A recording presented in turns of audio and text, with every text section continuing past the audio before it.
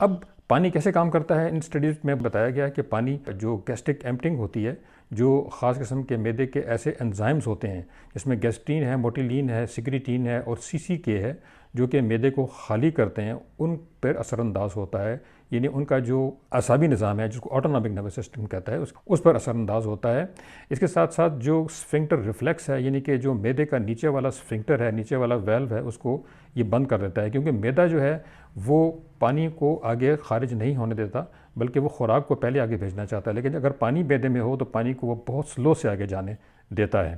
اس طریقے سے معدے میں کچھ بیروسیپٹرز یعنی پریشر ریسیپٹرز ہوتے ہیں کہ جس کے اوپر پانی کافی اثر انداز ہوتا ہے، اور جس کی وجہ سے معدہ جلد خالی نہیں ہوتا. جب معدہ خالی نہیں ہوتا تو شوگر کی ایبزارپشن بہت کم ہو جاتی ہے. نہ صرف یہ بلکہ پانی جو ہے وہ جسم کے تمام انزائمز اور تمام ہارمونز اور مختلف قسم کے جو کیمیکلز ہوتے ہیں ان پر اثر انداز ہوتا ہے، خاص طور کے پر جو ہمارا خود کا اعصابی نظام ہے جس کو ہم آٹونامک نروس سسٹم کہتے ہیں.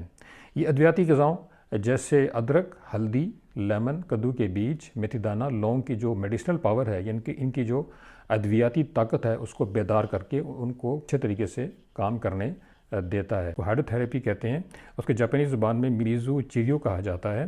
یہ بہت عرصے سے، صدیوں سے، ہزاروں سال سے استعمال ہو رہا ہے، اور پانی کے مناسب طریقے سے اور صحیح طریقے سے استعمال سے جسم کا جو BMI یعنی کہ جو موٹاپا ہے وہ کم ہو جاتا ہے، کولیسٹرول بھی کم ہو جاتا ہے، LDL یعنی آکسیڈائزڈ LDL اس کی آکسیڈیشن جو ہے وہ ختم ہو جاتی ہے، آکسیڈیٹیو سٹریس جو ہے جسم کا جو کچرا ہے اس کا خاتمہ ہو جاتا ہے.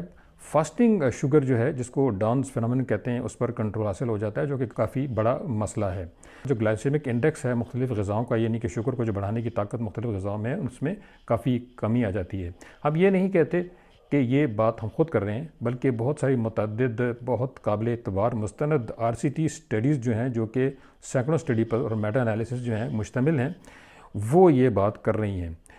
مثال کے طور پر ہم آپ کو 2 اسٹڈیز بتائیں گے.